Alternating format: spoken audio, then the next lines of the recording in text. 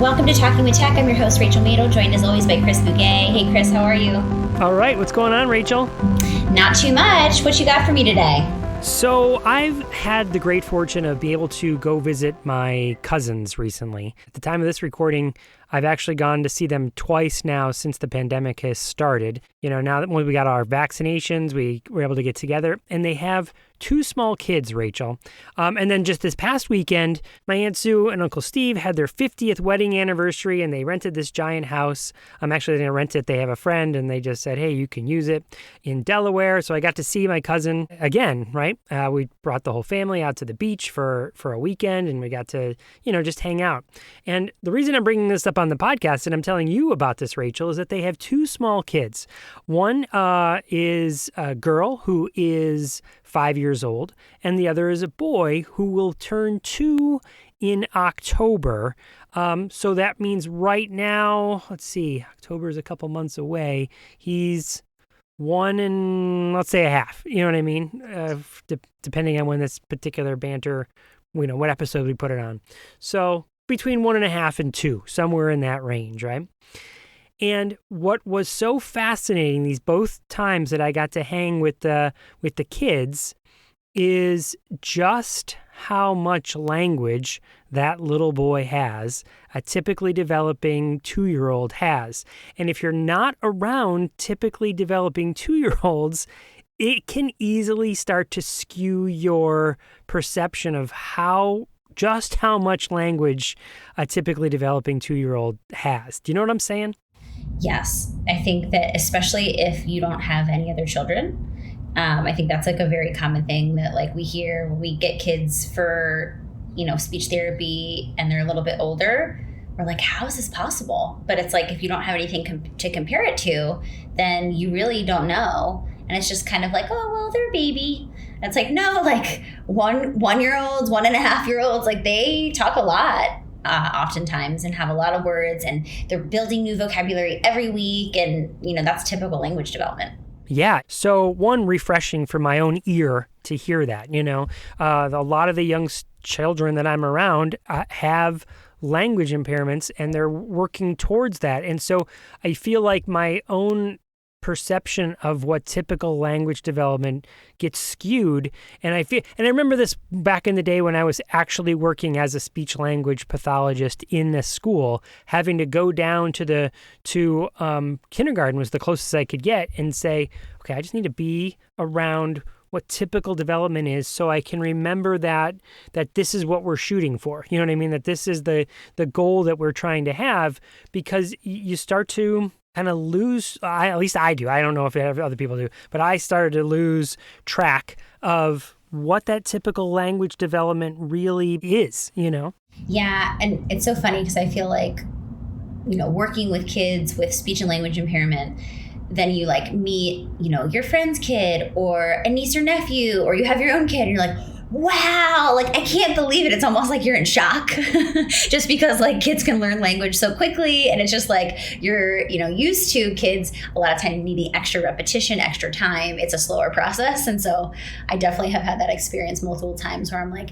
it's crazy how fast these kids can learn. It's crazy how many words, I just said that word and they're using it now. It's just really interesting. I feel like that difference sometimes it's hard to take note of, but I think those moments just kind of remind you, this is what typical language development looks like. Now, there was something else that happened, a couple other stories I wanted to tell you about, Rachel, because, I haven't flexed these muscles in a long time. Do you know what I mean? I've done a lot of research. I do a lot of presentations. I've spent a lot of time working with adults and teaching them, but being around the kids, and that's something I love, cherish. I really enjoy. It's why I wanted to get an education in the first place.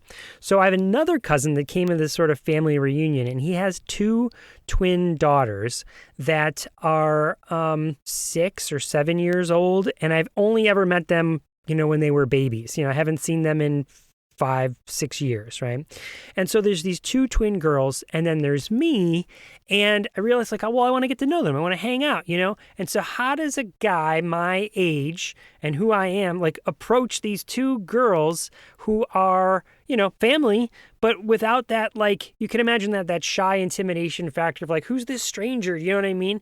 And so I pulled on my old speech therapy muscles. Do you know what I mean? And I was like, okay, how am I gonna like try and have some sort of meaningful interaction where I'm not just coming up going, hey, do you want to do blah, blah, blah? And they go, ooh, you're the guy I don't know, and try and push you away. So here's what I did. You ready? So I thought you might appreciate this. First of all, I just bided my time, sat back, watched them play a little bit, watched, everybody play. We were on the beach, so I was like, let's make sure, everyone's safe. And then I crawled out onto the sand, and I just started making an octopus in the sand, like, making like a sandcastle, but I was making an octopus instead. And all of a sudden, the kids were about, what are you making, And I was like, I'm making an octopus, and just kept quiet. And, well, can we help you make an octopus? Sure. What does an octopus need? Arms. How many arms does an octopus have? 8. How many have I made so far? 1. And all of a sudden we were in it and we were just making an octopus together, and there was no pressure. There was no strife. There was no like, why don't you haven't seen your cousin Chris in forever? How come you don't go see, it was just like kids playing on the beach together, And I just felt like it was just really an awesome moment to see, like, one, it felt like, whew, okay, I haven't lost it. Like I was able to get them, to come play with me and chat, because I was nervous, like I haven't had that experience with kids in a while, and I feel like like I said, it's a muscle that if you don't exercise it, it is something that starts to fatigue just like any other muscle. So it just felt good. I was like, I got to tell Rachel about this experience, getting to play with kids. I love it. We did the old like tempt and pause trick, right? Let me tempt with this octopus in the sand. Yeah, like I'll just be here doing my thing, and they'll come over to me because it's fun. Like no one else is playing in the sand, but that guy's playing in the sand, and I like playing in the sand. And I feel like that's a strategy we talk about all the time, right? Like just you don't have to go over and make the student do anything. Just be cool, and they'll come to you. Totally. All right, there's one last thing though. There's another part of the story that I want to tell you. So a couple months ago, maybe a year ago now, my wife, Melissa, well, she's like the handy person in the house. She loves to fix things. If something breaks, it's Melissa goes to it. She's the YouTuber and she's handy, and I'm the cheerleader on the side here, right? Well, our faucet broke, and so we decided to upgrade our faucet, right? And so we upgraded our faucet to be one of those ones where you can touch on the side. And I don't know if you're familiar with what I'm talking about. Like, yes, you can turn it on and it just stays on, and it's touch activated. So you touch the faucet and the water comes. Yeah, we love it. We absolutely love it. Gone are the days where you have to lift a lever and put a lever down. Right? Yeah. Come on, can you even believe we used to have to do that? Right? So much effort involved in putting that lever on and off. Having visited my cousins now and having this weekend experience, can I just tell you how many times I touched the faucet and they didn't have it, went over because my motor plan had changed, this is how I turn on faucets now. I go over and I tap the faucet. Well, like I said, I don't use the lever anymore. So again, I had that thought, I was like, I got to tell Rachel about this and everyone on the podcast, because how quickly did I learn my new motor plan of this is how it works? And then how many times did I make the mistake of trying to activate that because I had learned this new motor plan, So it became really ingrained pretty quickly that this is how I turn on water now. And I constantly go, oh man. Then I go to Melissa, did you do it too? She's like, I do it all the time. I totally am touching the faucet. Why do I do that? Because it's motor planning, right? And I just think it really speaks to having to keep the buttons in the same spot, as much as possible. I'm not saying you can't ever change the motor plan, but just being very conscientious of that, because relearning has to take place, and a lot of mistakes then happen for students when suddenly the word go was here and go's not there anymore. Now you got to relearn it. And that takes time, that takes effort. It's frustrating. God, how come the water's not going on? Oh, right, because, Chris, this is not one of those faucets. I had to cognitively think through why it wasn't working, because I'm still tapping the thing as I'm thinking, why isn't this working, It's because it's not one of those faucets. So that took cognitive energy, and I just could feel, I'm not frustrated by it, but I could see how frustrating it would be for a student that was using AAC if we were moving the buttons around and where the student was used to pressing something or used to finding it suddenly was no longer there, Speaking to that point, Chris, I just recently had an experience where I joined a new team, and that's what ABA was doing. They were like, oh, we just want to make sure that he is being intentional. So we move the buttons around to make sure that he's paying attention. And I was like, how do I fix this? But it's just like, these things still happen. This idea of motor planning is not as pervasive as perhaps we think, or perhaps it should be. The way that I handled the situation was just like talking about motor planning, talking about how, we're either using visual discrimination or we're using motor planning, and visual discrimination takes more energy, right? If we have to look and find that symbol, like, sure, kids can prove that they can do it, but it's not fast. It's not easy. It's not going to make communication happen more often. So it's like framing that for the team. And then, of course, it was a whole thing, because then it was like, well, I have to talk to my supervisor. And I'm like, okay, I can talk to your supervisor. Like, I can explain these things. But it's just really an important principle.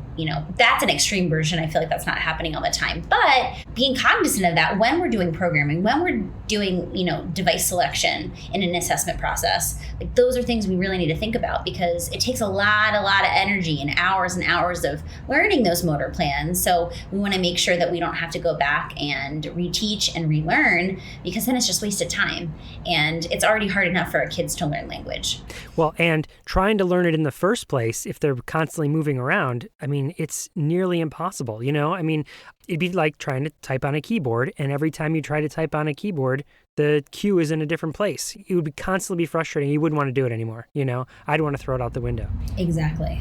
Well, I think we've learned a lot of lessons from your weekend family trip. Thank you for sharing. What is our interview about today, Chris?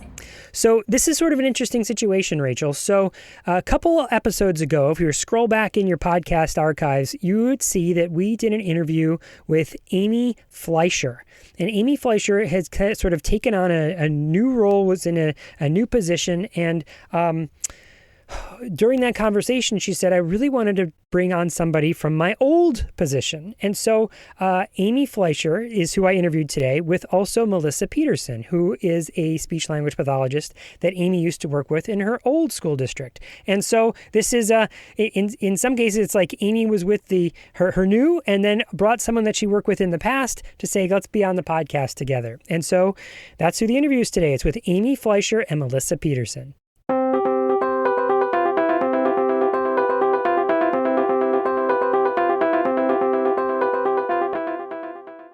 Here at Talking with Tech, we're excited to partner with Smiles for Speech. This organization provides children with special needs living in impoverished communities the intervention and resources needed to help children reach their full potential. Smiles for Speech aims to provide long-term sustainable solutions for children worldwide.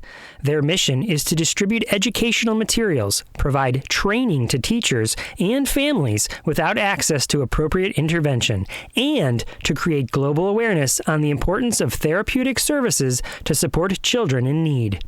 With your help, Smiles for Speech will continue to broaden their reach in assisting children living in disadvantaged communities gain access to the therapy services and education they need to thrive. To support this organization, go to smilesforspeech.org to learn more about this organization and to offer your support. That's smilesforspeech.org.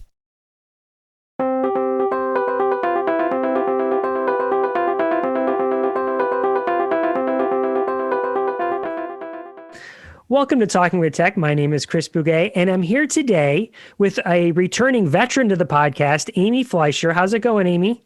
Going great, thanks. And Amy, we have invited, you kind of introduced me to Melissa Petersen. And Melissa, how are you doing?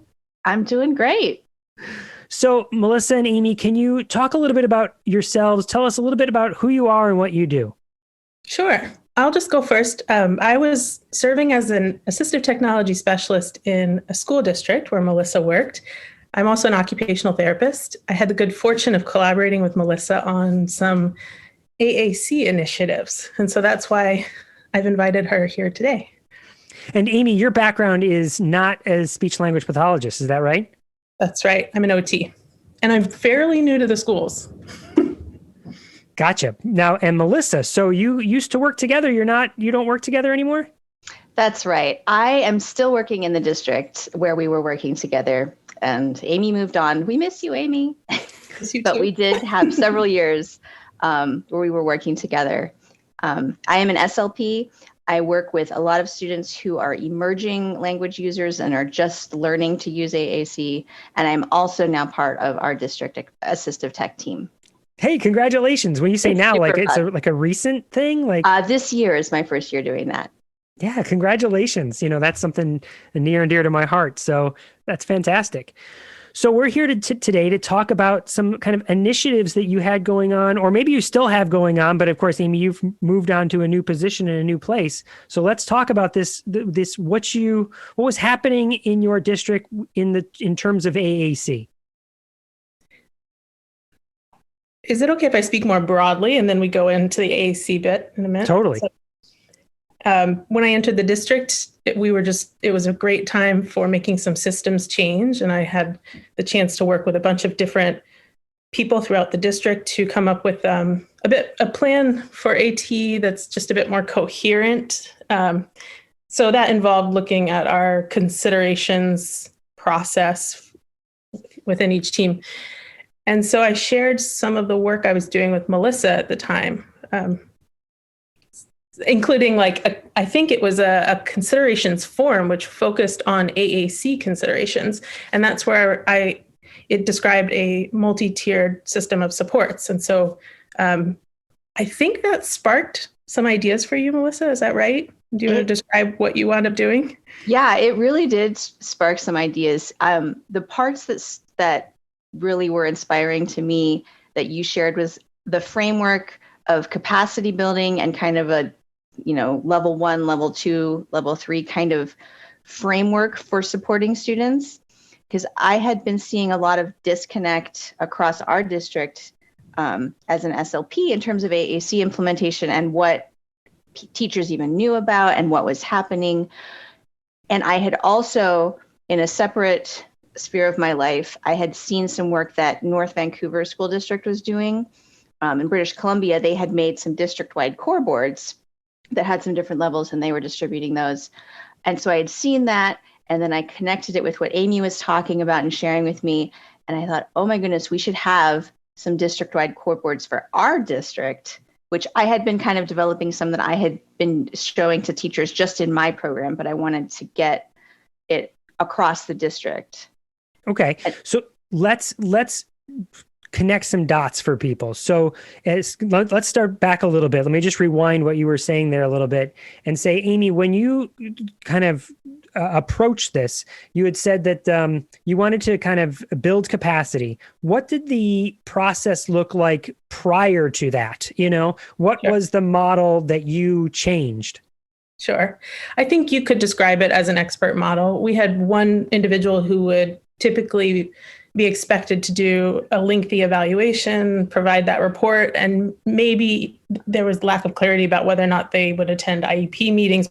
But I think there was an expectation that that person really held the AT piece. They would provide the tool and do the training. Although it was cryptic, the way that I found it documented, it was like there was a real effort to shift responsibility to teams. So responsibility was described as being within the classroom, but there was this just kind of cultural norm that the one person who could actually do that was stretched. It was just that one person, and they were stretched really thin. So I entered into that scenario, and I had concerns about equity. And AT is not just for those with good advocates. And so what I saw was we would rush to put out fires. And I wanted a system that was just going to be supportive of more students and more people making positive changes and effective decision making. I think what you're describing there is, at least in my experience, kind of the journey of many folks around the country and the world, where they've moved from this expert model to a more consultation/coaching model of considering the technology that you're going to put in place. And certainly in my own experience, that's where our team that I worked with, and one of the books I wrote was all about sort of, if you read the original book, it's a little bit more expert model, and the next book is a lot more coaching model and building capacity. So let me ask you, Amy, before we get into the AAC, what were some specific steps you took to reframe that model to make it more about, considering technology and building capacity?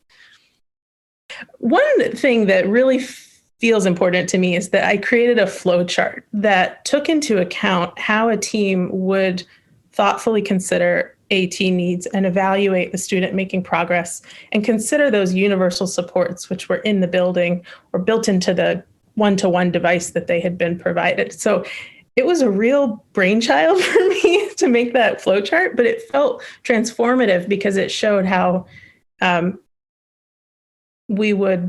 a team could think through that question and basically fulfill what I understood to be the minimal legal obligation, which is to thoughtfully consider the AT needs every year, at least in that one part of the IP. And then, furthermore, we want to provide the accommodation and keep track of how it's working, all that kind of stuff. But I was just really focused on that, the ability of teams to make effective decisions during considerations. And it helped to have many versions of one-page guides that I could kind of pass around and try out and revise. And so I think it was through the network in the state and nationally too. The listserv, the quiet listserv, has been key in sharing those kinds of resources. So, and you said something kind of really profound there about the technology that you were helping them consider. A lot of it was universal supports, which tying it back to what Melissa was saying, Melissa, you use those terms like tier 1, tier 2, and tier 3. These are what we could call tier 1 supports, right? Something that's available to everybody. And we can put technology in place that is available to everybody. Is that accurate? Yeah, for sure. When that concept of having tiers and having something that's just for everybody was a new concept to me at that time, and I really liked it. It just made so much sense when Amy kind of showed me those things.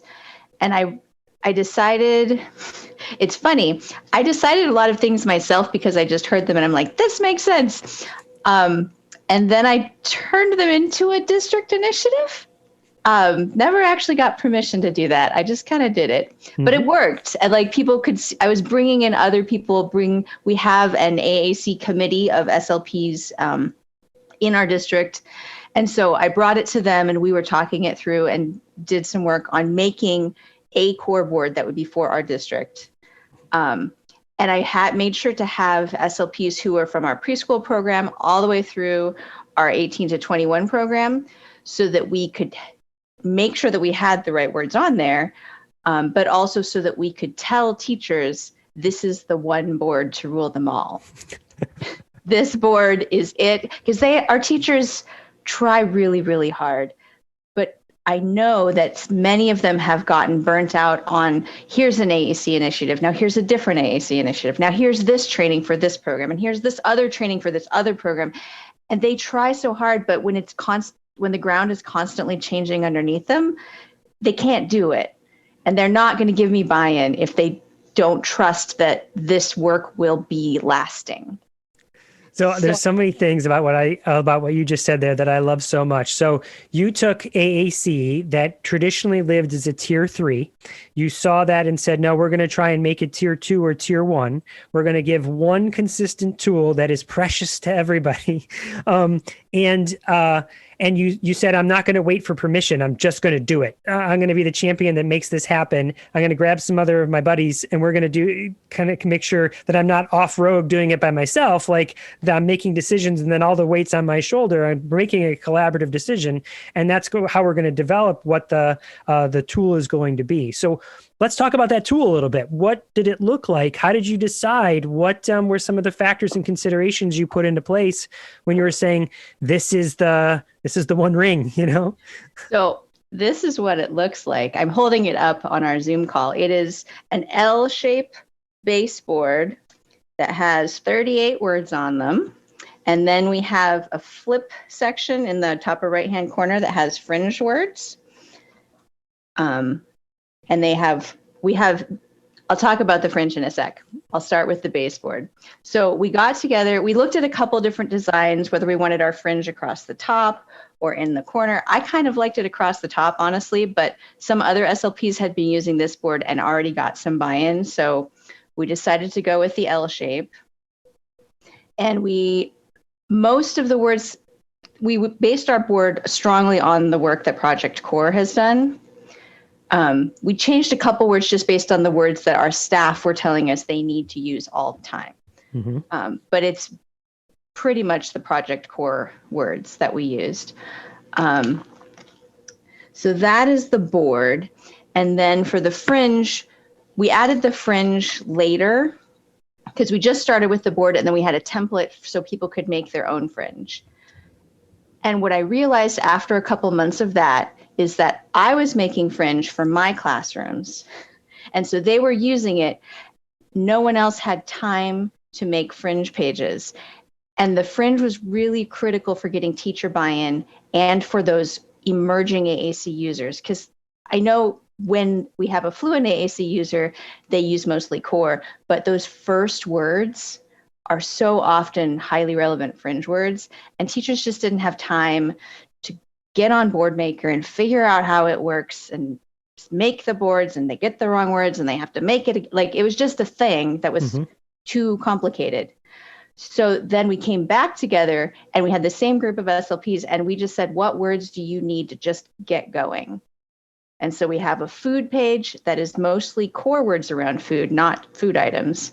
We have clothing, we have school places, we just have a bunch of topics like that, basically like it's an iPad with all of the categories, that you can just print them and stick them on and go. We call it our starter pack of fringe.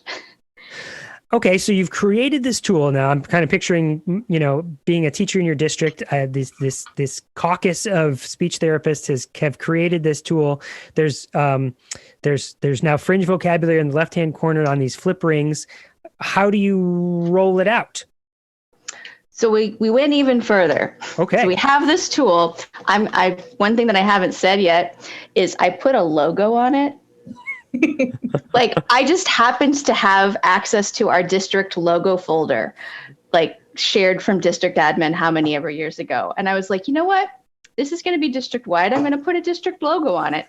And you will not believe how many people were like, oh, there's a logo. We should definitely use this. Definitely use this. There's a logo on it. Melissa and I also spent 3 weeks of snow days building websites and putting that logo all over the website. So it looked very official. It's official. It's official. There's a stamp on it. Yeah. That's what made it a district initiative. It has a logo. So I love that. I mean, even if you just copy paste it off the internet, get your district logo and stick it on.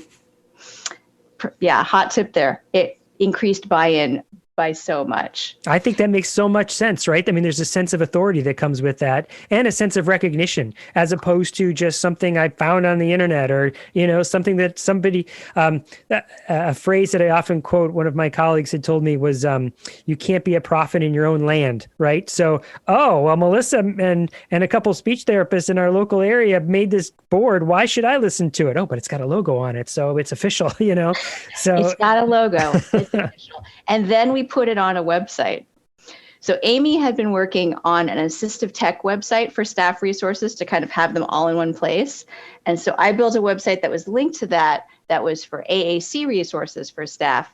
And we put these up on the website so that anybody could download them, showed it to all the SLPs. And we're like, hey, you can get this resource. And I really think that part of what Amy was working on was that shift from the expert model to the capacity building team-based model. I wanted that to work, and I knew it wouldn't work unless our teams had resources that they could just take and go. Like, they can't make their own, at least not starting off. We can't ask them to do that. If we want them to take on extra responsibility, we have to give them more tools so that they can do that. And so this was part of that shift. I was like, they need some tools. So they need some stuff. Yeah, they need some stuff. They need something that they can hold in their hands. So we called it our universal core board. We put it on a website, and that was kind of the first stage, and people started using it, and it was really exciting. We've kept going, but. Okay, I was going to say, it sounds like there's an and or a but coming up there. Oh, there's more. There's more. I'm still expanding our use. I've got my fingers everywhere. So after that, COVID happened. There was a global pandemic and everything shut down. So we were frantically sending home these boards so that students would have something to talk on at home, which also expanded their use. And then we got them translated into our top, we have them in 7 languages now, English, and our top 6 languages that are spoken by families in our district. We have a 1-page one that we send home to families. It doesn't have all the flip parts, but we got those translated so that they're even more accessible. And then this was like the thing that really changed everything.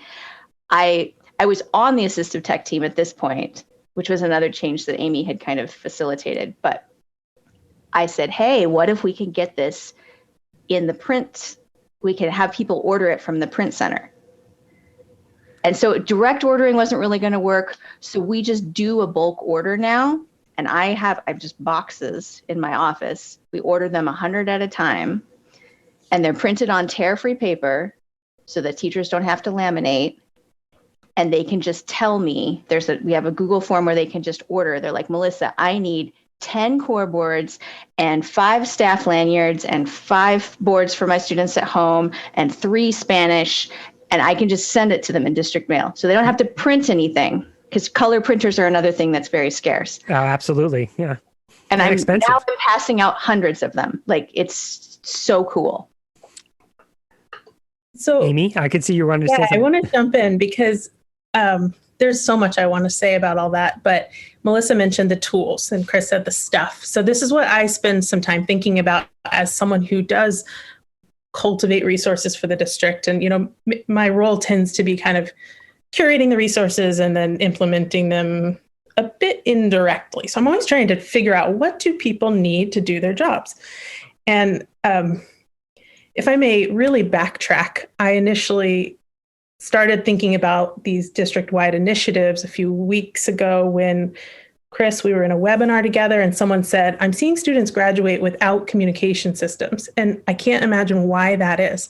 And so we turned towards this idea of what universal supports are available and how empowered are people to utilize them, early on in the students' time with the district. My mind, I think I got fixated upon apps, and I forgot that we in Edmonds, we had, in our last district, you had really worked a lot on getting these paper-based core boards out. And so I think that I am just having some trouble figuring out what are the tools that teams need to get going. And this isn't exactly where I meant to go with this, but I've been thinking about a model of root cause analysis called the 5 whys, where you just keep asking why, and it's an iterative process to understand why something is occurring. And so the kind of concerns that I'm hearing is our students are graduating without what they need, without having what they need. Our staff are under all of these constraints in their different roles. And so I would love to go through this 5 whys. And so I can look back on that story that Melissa just told, and it led to where are the printers? Who has access to the software? What are the cultural attitudes about this resource, having the logo on it? So I guess I'm bringing this up because I tend to approach this topic as a resource question. And what I really want is that speech therapist partner to help me think through some of the more meaningful reasons why you would go with one system or another, or a teacher, anyone who really does have the background in AAC. So I really appreciate it to bring the two of you together. You're making me think of so many things, thinking about whys. And the fact that we went with a low tech as our universal, level 1, if there's a problem, throw this at it solution. Because there's the whys of color printers and staff knowledge and those things, which we were addressing. But one of the biggest barriers to students having access just to AAC in their classroom and having staff who can model AAC for them in my district, and I suspect in many others, is that teachers and paras have so many things and they become intimidated by the tech aspect of it, even if it's a very easy to use iPad app.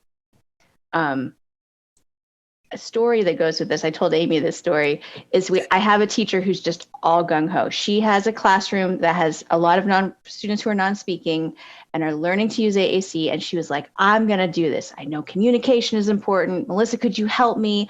Every kid's going to have an iPad, and my paras are going to be modeling, and we're all going to do it.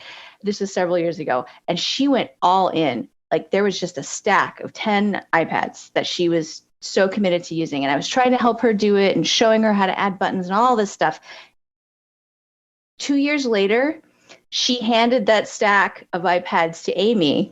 She dumped them on my lap and said, they were all like such massive device abandonment. It was just too hard because they didn't know how to add buttons and find buttons, and it was just too complicated.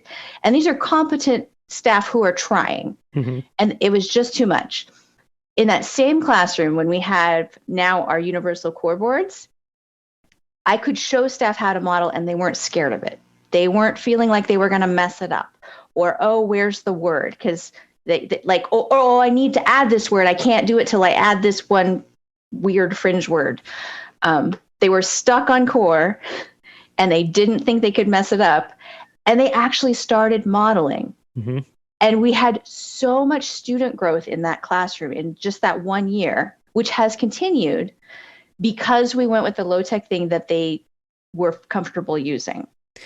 What that sounds like to me is you took away an option from them and limited their options, which forced them to actually use the strategy of descriptive teaching as opposed to rely on I'm going to add a button. So I can't find photosynthesis. Can I add photosynthesis on here? Oh, it's so hard to find it. And how do I add it? And whatever the fringe word is, I just picked that off the hat. But I could find eat it, you know what I mean? Or it is, and then flip to a fringe page that says yellow, right? Or something like that starts to describe this process of it gets more. Then flip to the green. That was I saw you had colors as one of your friend flip pages, right? That you could start to describe it. Would that sound accurate? Like it helped put the rails on what they were trying to do.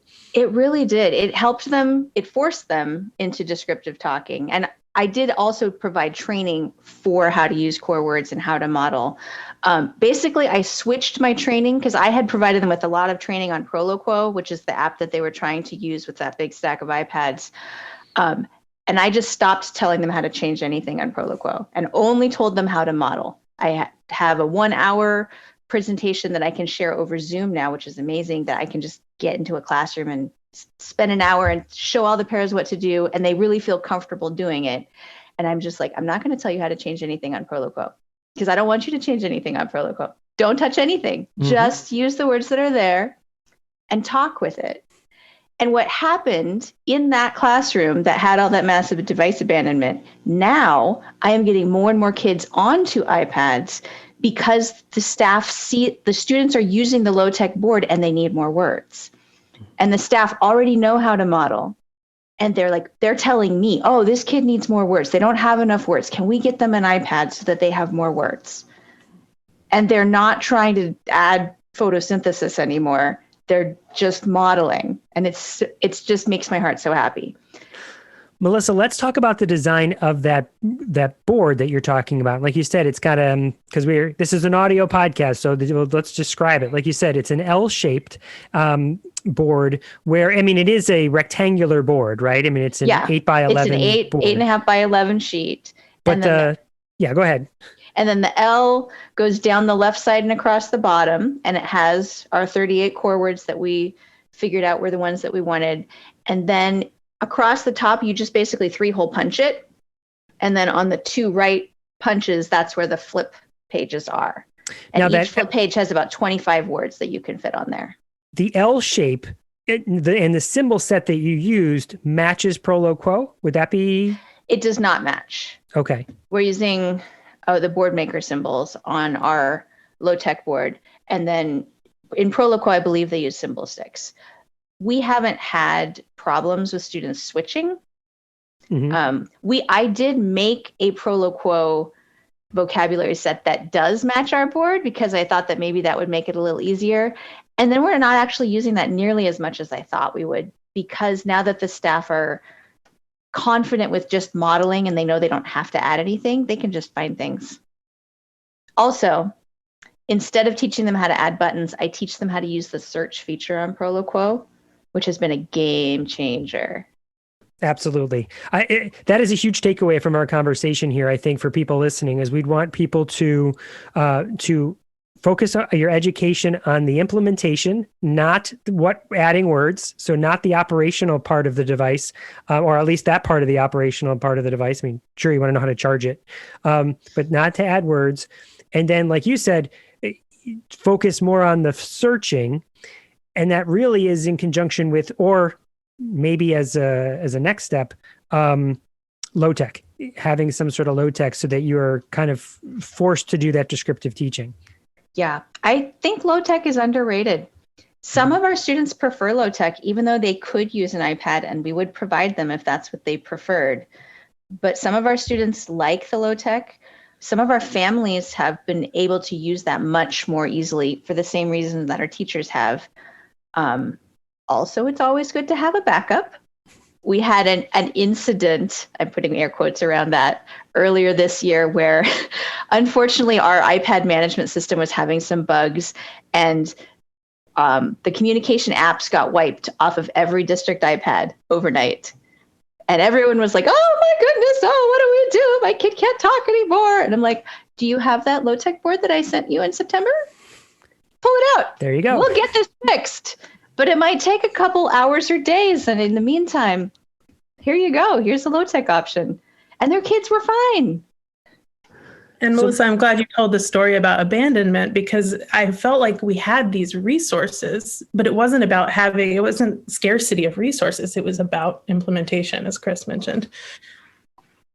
So let's talk about what happens next. Where do you see this going next? What is your next, okay, now, so here's where we are. What do we do with this? So this year, now that I'm actually on the assistive tech team, which was another change that Amy started and then has rolled over, because she used to be the only single solitary assistive tech person. And she really wanted to have a team. Amy, do you want to talk a little more about that team?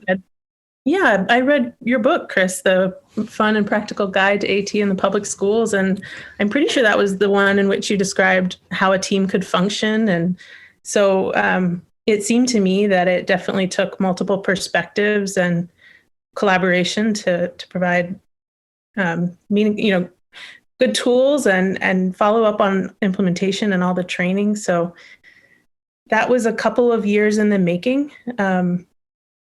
It really worked out beautifully. When I left, we found a super capable and eager person to take my place. And she saw the value in a team. And so we convinced the administration. So I don't know what else to say about it. Yeah. Now. So now we have a 3-person team. There is one OT, there's myself and one other SLP.